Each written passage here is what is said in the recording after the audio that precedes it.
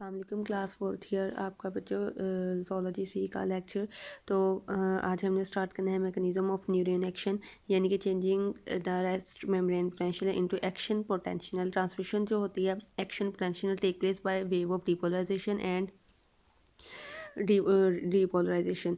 तो इसकी जो है वो डीपोलराइजेशन क्या है कि यानी कि लॉस में इन द मेम्ब्रेन पोलैरिटी जो है वो इसकी लॉस हो जाती है, तो उसको डीपोलराइजेशन बोलते हैं। इसमें स्टिमुलस की मिनिमम इंटेंसिटी होती है को इनिशिएट कर सकें इम्पल्स को, तो उसको जो है वो उसकी कम से कम इंटेंसिटी जिसमें जो है वो एक इम्पल्स को रीजनरेट कर सके, उसको थ्रेशोल्ड स्टिमुला बोलते हैं। तो ये जो है वो मेम्ब्रेन पे अप्लाई किया जाता है। परमेबिलिटी जो होती है वो सोडियम आयंस की इंक्रीज हो जाती है इस पॉइंट पे, और सोडियम आयंस जो है वो इनसाइड द मेम्ब्रेन मूव करना शुरू कर देते हैं, और -70 मिली वोल्ट जो होता है वो ज़ीरो की तरफ जो है वो मूव करना शुरू कर देता है। तो उसको जो है इसकी वजह से डिपोलराइजेशन काज होती है, और डिपोलराइजेशन जो होती है मोस्टली ऐसे लेवल पे पहुंच जाती है कि सोडियम आयंस के जो काफ़ी चैनल्स होते हैं वो बहुत ज़्यादा सेंसिटिव होते हैं मेम्ब्रेन पोटेंशियल के लिए, तो वो क्विकली जो है वो ओपन होते हैं, और सोडियम आयंस जो होते हैं वो रश कर देते हैं इनसाइड द मेम्ब्रेन।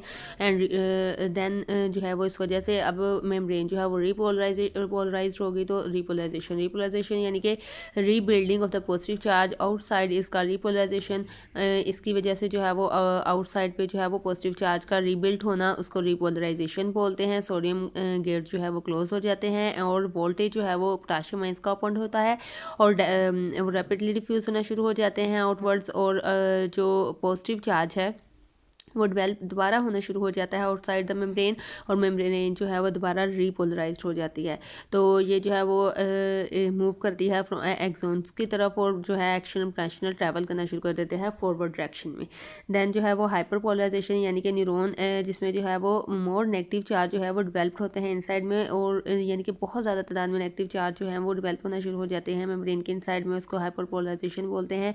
तो इसमें जो है वो पोटाशियम आयंस जो है वो रश कर देते हैं आउटसाइड ऑफ द मेम्ब्रेन पे, और जो मोर नेगेटिव डेवलप होता है वो इनसाइड द मेम्ब्रेन होता है। तो मेम्ब्रेन जो है वो हाइपर पोलराइज्ड होती है, और एक्शन पोटेंशियल है वो can not occur during the interval of time. तो बिल्कुल एक मुख्तसर सा पीरियड होता है जिसको रिफ्रैक्टरी पीरियड बोलते हैं। तो इसमें जो है वो रीस्टोरिंग हो रही होती है पीरियड की, और इसमें न्यूरॉन जो है वो रिपोलराइज्ड होता है और ट्रांसमिट करता है टू अनदर इम्पल्स में। तो इसमें threshold is necessary to initiate action potential. तो इसमें जो है वो बहुत कम जो है वो एक स्टिमुलस चाहिए होता है इसको स्टार्ट करने के लिए। तो इसका जो है वो प्रिंसिपल जो कि axon will fire at full power और नॉट ऑल इज़ कॉल्ड नल्ला, यानी कि बिल्कुल जो है वो या तो ना होने के बराबर होता है या फिर थोड़ा सा होता है थोड़ा सा। तो फैक्टर इस पे कौन कौन से जो है वो बच्चों इफ़ेक्ट करते हैं, तो डायमीटर ऑफ द एक्सॉन्स यानी कि एक्सॉन्स का डायमीटर इस पे जो है वो मैटर करता है। इसके अगर तो इंक्रीज़ होगा डायमीटर तो increase the speed of the nerve impulse, तो उस इम्पल्स की जो स्पीड है वो ज़्यादा होगी। लार्ज डायमीटर जो है वो फास्टरली जो है वो इम्पल्स को ट्रांसमिट करता है देन द स्मॉलर वंस। और इसके अलावा इनके इनवर्टिब्रेट्स होते हैं, तो ये स्क्विड्स वगैरह होते हैं, इनके जो है वो डायमीटर लार्ज होते हैं, इनमें जो है वो 1 मिलीमीटर तक एक्सोन प्रेजेंट होता है, और इसकी वेलोसिटी जो होती है वो काफ़ी ज़्यादा होती है। तो जेंट स्क्विड जो है उसका जो है वो प्रेडेटर से स्कैप कर जाती है, यानी कि उसकी भी कैपेसिटी काफ़ी ज़्यादा होती है। Single action potential cause maximum contraction of the mental muscles squids. तो मेंटल कंट्रैक्शन जो है वो रैपिडली एक्सपर्ट करते हैं वाटर लाइक अ जेट। तो स्क्विड जो है वो मूव करती है फ्रॉम द प्रेडेटर से। तो कुछ वर्टिब्रेट्स जो होते हैं उनका डायमीटर जो होता है वो 10 pm से लेस होता है, यानी कि fishes amphibians have large unmyelinated exons, तो उनका डायमीटर जो होता है वो 50 pm होता है। तो ये एक्सटेंड करते हैं ब्रेन की तरफ, और ये pass through on the spinal cord and activate the skeletal muscles को जो है वो एक्टिवेट कर देते हैं। एडिशन ऑफ माइलिन यानी कि इनकी शीट जो होती है इंक्रीज करती है कंडक्शन की स्पीड को नर्व इम्पल्स की।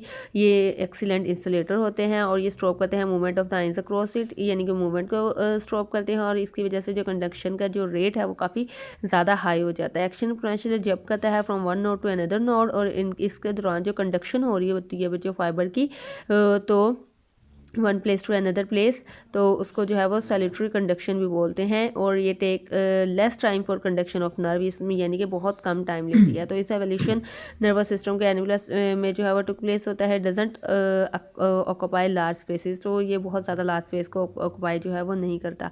Then synapsis transmission of the action potential between the cells, यानी कि जंक्शन होता है एक्सोन का और वन न्यूरॉन और डेंड्राइट्स के दरमियान, और दूसरे एक्सोन ऑफ द, यानी कि एक न्यूरॉन का एक्सोन होगा और जो डेंड्राइट्स है तो दूसरे न्यूरॉन का डेंड्राइट्स होगा। दोनों यानी कि एक्सोन और डेंड्राइट्स के दरमियान, टू डिफरेंट न्यूरॉन के दरमियान में जो स्पेस होती है उसको सिनेप्स बोलते हैं। एक एंड बल्ब है इसका।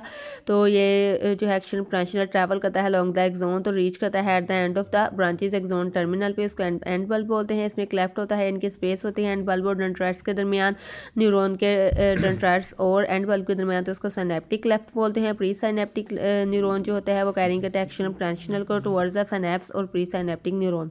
पोस्ट साइनेप्टिक न्यूरॉन तो receptive segment of the second neuron को जो है वो पोस्ट साइनेप्टिक न्यूरॉन बोला जाता है। इसमें जो है ये पोस्ट साइनेप्टिक सेल्स कैन भी न्यूरॉन भी हो सकते हैं, मसल सेल्स भी हो सकते हैं और ग्रैंड सेल्स भी हो सकते हैं। नेचर जो होती है वो सिनेप्सिस की वो कैसी होती है, वो एक इलेक्ट्रिकल सिनेप्स होते हैं, वो पॉजिटिवली चार्ज को मूव करते हैं from one neuron to another neuron. इसमें जो है वो इम्पल्सिस ट्रांसमिट की जाती हैं directly from one neuron to another neuron, तो डिपोलराइज जो है करती हैं पोस्ट साइनेप्टिक मेम्ब्रेन को, और इलेक्ट्रिकल सिग्नल्स जो होते हैं उनको कैरी करती हैं, साइनेप्स से ट्रांसमिट करती हैं बोथ डायरेक्शंस में, और हेल्प करती हैं away rapidly from the present neuron. Then chemical synapse होता है, यानी कि सेल्स जो है उनका कम्युनिकेशन केमिकल्स के थ्रू हो रहा है, तो उसको न्यूरोट्रांसमीटर भी बोलते हैं। इसकी वजह से इसमें काफ़ी ज़्यादा चेंजेस भी आती हैं। तो ये जो है एक्शन पोटेंशियल क्रिएट करता है cells continue the transmission of the impulse. तो देन इसका मैकेनिज्म कैसा होता है, यानी कि नर्व इम्पल्स जो है वो रीच करते हैं एंड बल्ब के पास वेजिकल्स एक दूसरे के साथ प्लाज्मा मेम्ब्रेन में फ्यूज हो जाते हैं, और वेजिकल्स जो है वो न्यूरोट्रांसमीटर एक्सोसाइटोसिस के थ्रू जो है सिनेप्टिक क्लेफ्ट में जो है वो रिलीज होना शुरू हो जाते हैं। टू टाइप्स के न्यूरोट्रांसमीटर होते हैं, एसिटाइलकोलाइन एंड नॉरिफिनेफ्रिन। तो 50 जो है वो अदर ट्रांसमीटर्स होते हैं।